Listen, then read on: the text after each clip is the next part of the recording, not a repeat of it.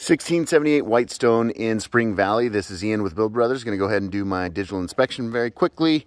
And we are on a concrete S-tile roof. The tile are very strong. All indications are it's the original roof on this house. And here's the number one concern is that we do have a few slip tiles, and that's been like that long enough for the sun to completely destroy the felt underneath the tile. And that is definitely an active leak going on.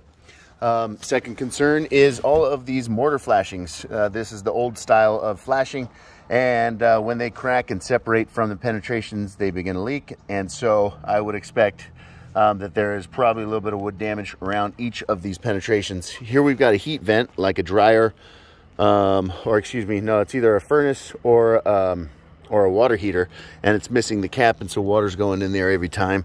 If we look at each of these mortar flashings, we can see that there is a lot of cracks, and doesn't really look like there's any attempts at repairing any of those.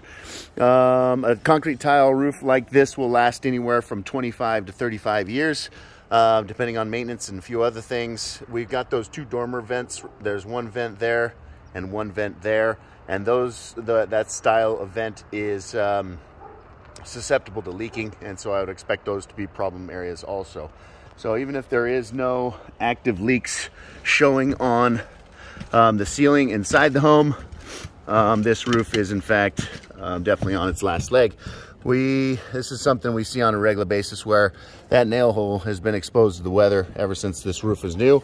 And as this felt ages and breaks down over time, any kind of water that gets underneath this tile is getting to the wooden structure.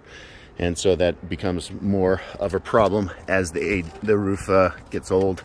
It's a steep roof. It's a 7 and 12. And so that definitely slows down the labor when we go to replace this roof.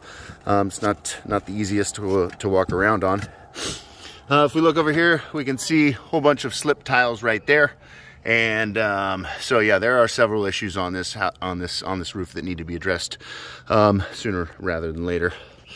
But if we look at the neighbor's house next door, we can tell that house has been re-roofed, and a neighborhood of this age, I would expect to walk around the neighborhood, and about 50% of the homes most likely have already been re-roofed.